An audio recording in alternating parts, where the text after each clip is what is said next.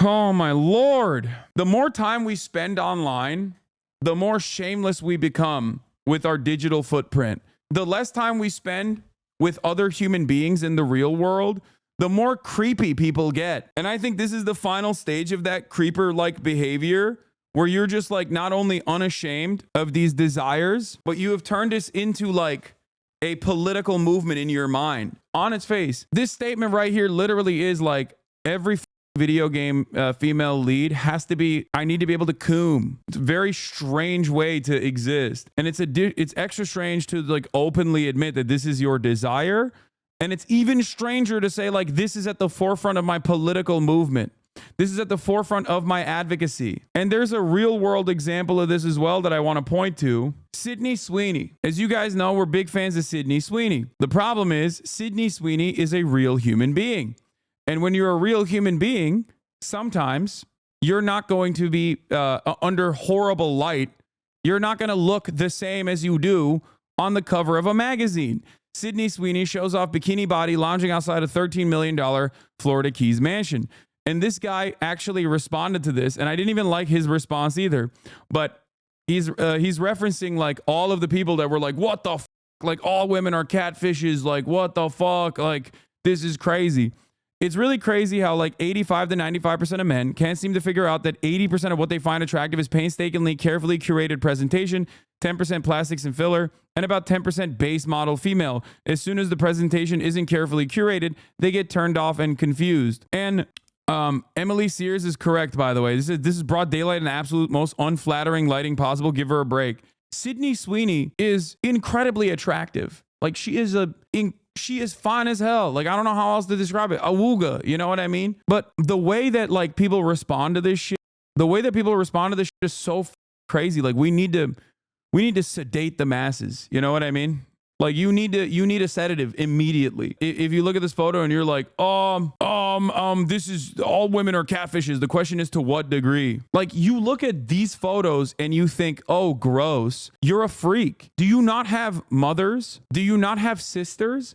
Have you never been around a woman? Do you not understand that like, of course, people are not going to always look their best, their very best. And she still looks fantastic here. I don't understand it. Like, have these guys forgotten what real human beings look like? Now, the reason why I'm saying, do you not have a mom or a sister or a cousin or something, is because I know they don't have girlfriends. I know they do not have girlfriends, because if they ever had girlfriends, they would know that, yeah, of course, someone being dolled up is going to look different than when, you know, they're waking up in the morning. And it doesn't even matter. It's not even saying, I'm not even saying that like, oh, when you're not dolled up to your very best, when you're maxed out with the best lighting possible, like that's the only time you look fuckable and great or whatever. Like you're a freak. Just be a human being. Be a normal human being. What the hell is wrong with people? And obviously, the real academic, not to get super like academic on this, but the real reasons as to why people feel this way is because one, their society just like automatically slots women, patriarchy, automatically slots women into objects of desire who are fuckable and only good for that, or completely worthless. And it's insane. It's an unrealistic depiction of Sydney Sweeney here. She's obviously catfishing. Where's the lens flare reflecting off the perspiration on her titties like that Korea sword game? Yeah. I feel like most men who act like this, I've never been in a position to wake up next to a woman in the morning. Have never been in a position. Yes. That's what I'm saying. Just like capital G gamers, these people expect every person and everything to cater to the taste and expectations. They just don't understand what's the matter with the way she looks. There's no issue with the way she looks. It's just that she doesn't look like the last time this guy jerked off to her. That's it. That's the thing that they're frustrated by. They're like, they don't understand how like a physical body works. They don't understand that like you can bulk up for a specific role as an actress. They don't understand that like, you know, a creep shot in broad daylight is not going to look the same. But this works in every facet of our lives. This is why so many people at early ages develop body dysmorphia, because they see airbrush photos of like fitness influencers, or they see how people look and they think this is how I'm supposed to look at all times, when that's not how it works. Now, I'm not advocating to I don't know, stop Photoshop or anything like that, or I'm not advocating to to abolish the way that magazines work or the way that media works and where every frame is supposed to be perfect. I'm not saying that at all, but I hope that people can understand that that is not how that's not how the real world works. And for me, it's like you have to be a complete shut-in, okay? You have to be a complete brain-broken shut-in who is so far removed from having any real world experiences that you think, where you're like, I don't get it. What's going on? She's being a catfish, I think. It's craziness. It's actually nutty. I feel like there was some semblance of social pressure that used to exist where if you had attitudes like this openly, other people would check you in a group of friends. If you were like, yo, you see that Sydney Sweeney photo, dude? Like, she looks busted in it. Other friends that you used to have in the real world would probably be like, yeah, dude, that's normal. I don't know if you've ever encountered a woman or whatever, or just a human being, not even just a woman, just a human being in general. Like that's normal. They're not always going to look the way that they do in a photo that you jerked off to. Stop being gay, dog. That would be a normal conversation to have in this situation. You know, I'm not saying I would exhibit this homophobic tendency, but like that's how it would work in a normal situation. But because people are only online nowadays, yes, there is this social degradation. We have become more degenerate. As someone who works on and edits photos all day, there's been this big shift outside of the modeling industry to embrace the imperfect. I think fashion and movies and branding is slowly following suit, but these coomers stop the momentum because they are the dumbest consuming whales. Yeah. To be fair, the men making these comments are supermodels. Yeah. Well, for them, obviously you don't have to be, right? Obviously, for men, they don't have to be. They have to just be successful. And even if they are not successful, that also doesn't matter. Even if they're shut-in losers with no discernible footprint, and the only thing that they are doing, is just like yelling into the wind, it still doesn't matter. Because as long as they say stuff like this, they get affirmation from other men who are also losers in the same way, and that makes them feel like they are reaching some level of success. This is the model for the Naughty Dog game, by the way. Tati Gabrielle. But here's the other side of this. A lot of this stuff stays online. The problem is we are all becoming more online. We're losing sight of like what it means to exist in the real world. And things online are increasingly changing the real world as well. So I am very fearful of what this spells for the future of interpersonal relationships, culture, societal attitudes broadly. Because in the past, like, there was a level of shame that people could enforce upon you, a little social shame. There's another point you're not bringing up, and it's that men will focus on women's appearance as a form of control. No, absolutely. I addressed the way that patriarchal constructs work in this circumstance, but you're right. That is another aspect of this as well. It's like, oh, if you're scantily clad, then you need to put on some clothes. And if you're not f***able and not jerk-offable, then, you know, what the fuck are you doing? You need to be an object of my sexual desire. It's gross. 1000% Skyrim modding created these incel losers. They want to mod women in real life too. Holy f***. What the hell is this? KS Hairdo is a hair pack that contains 983 hairstyles. The Eyes of Beauty SSE, official port of the TOB SSE with permission from Logram. 66,000 upvotes, 5.3 million downloads, 6.8 million downvotes, 6.8 million downloads. Expressive Face Gen Morphs SE. No third places in the US has all of us isolated. That's why these takes aren't just instantly shamed into oblivion, because now instead of shame, they get retweets and upvotes. Yeah, by other like-minded losers.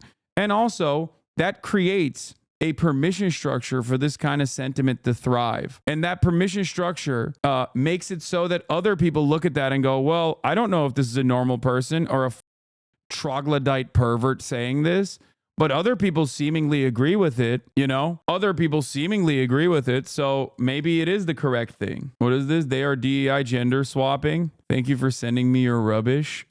Go watch some cosplayers turn trash into treasure. And the other part of this is that Blue Sky post that I saw yesterday that someone sent me that was really interesting.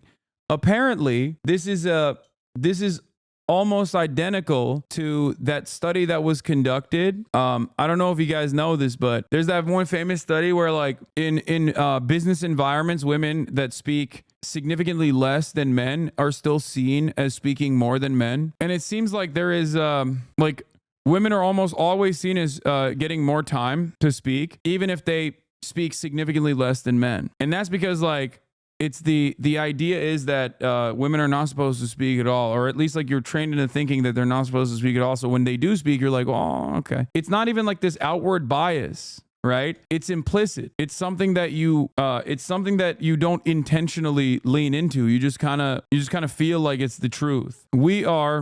Yes, it's because women speaking is out of the ordinary. We're naturally more likely to notice abnormal events. That is the nicest way to put it. Now, what's really interesting about that, if I recall correctly, that stat is that women speak 30% of the time. They are perceived as having spoken for the majority of the time. Yeah. So what's really interesting about that is that because the gaming space is so, like historically so focused on tailoring to this catering to the specific needs of like men in general, right? Even when you have like any female roles, we think like, oh, this is happening a lot more than I'm used to. And I think that's a big part of the problem, because there were stats on this, and apparently it's like 7% of all new games that have come out have a female protagonist.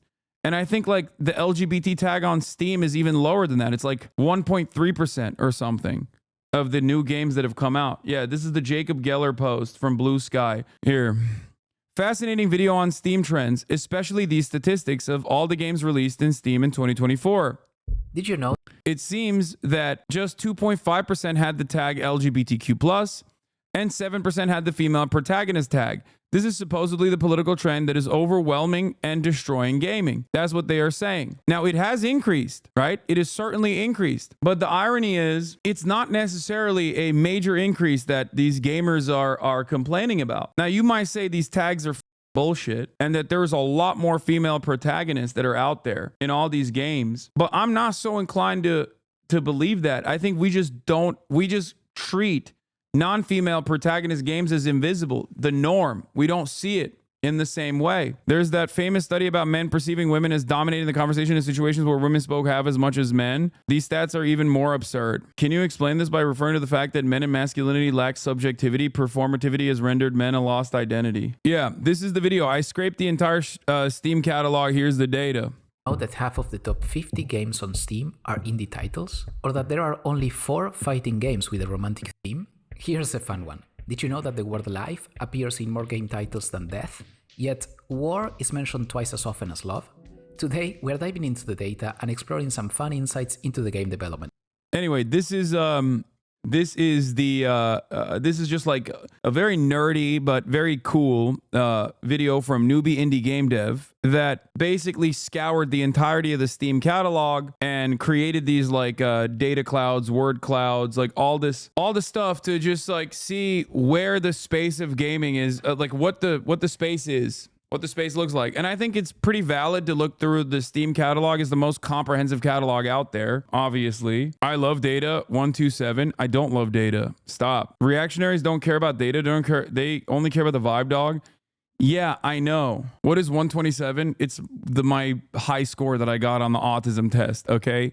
That's what they're referencing. But I think this is the most interesting aspect of it, you know?